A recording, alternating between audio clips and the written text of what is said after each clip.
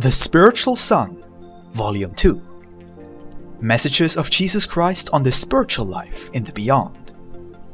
Given through the inner word to Jakob Lorber, 1842-43.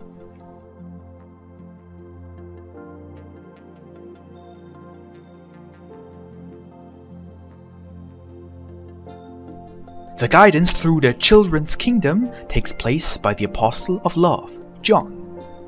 Here, the second commandment is explained to the children's souls. Thou shalt not take the name of God in vain.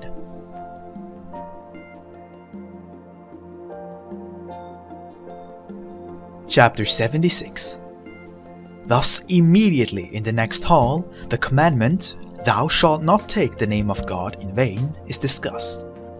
In fact, you yourselves also do not understand what this commandment fundamentally means. And that is why I also want to correct your understanding of these commandments through some examples and explanations.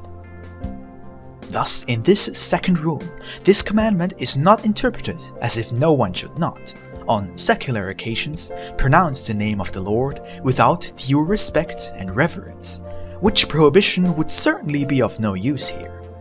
For if someone thinks that he has to pronounce the name of the Lord only in the most extreme case of need, and always with the highest reverence and respect, this would have meant nothing more and nothing less than one should certainly never pronounce the name of God, by which two conditions are presupposed, under which the name of God is to be pronounced. These conditions are, however, in the first place, based on such screws that none can say for certain and with conviction which occasion would be such an extreme emergency, which would justify the utterance of the most holy name.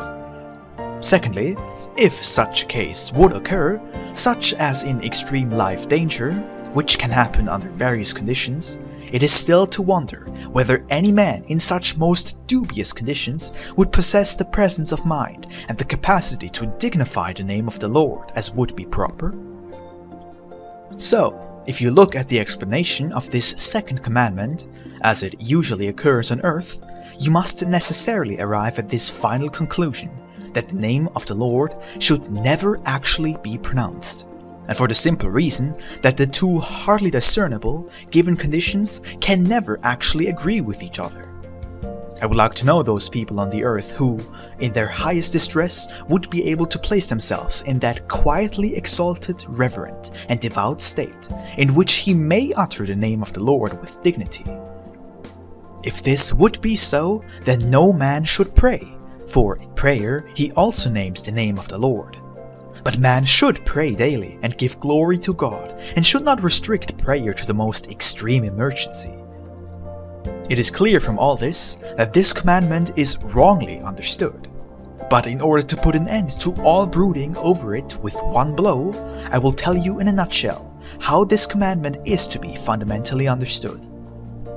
And so, thou shalt not call the name of God in vain means as much as thou shalt not merely utter the name of God with your mouth, not merely utter the articulated sound of a few syllables, but since God is the reason of your life, you must always utter it from the very bottom of your life.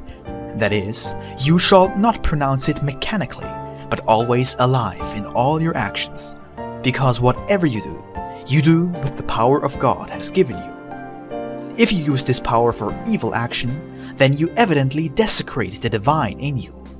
And this is your power, the living name of God. See, so much does this commandment say, that for the first time you should know the name of God, what he is and wherein he exists. And then you should not pronounce it vainly with outward words, just like another name, but always actively, because the name of God is the energy of man. Therefore, man should also do everything he does in this name. If he does that, he does not speak the name of God in vain with outward words, but actively and vividly.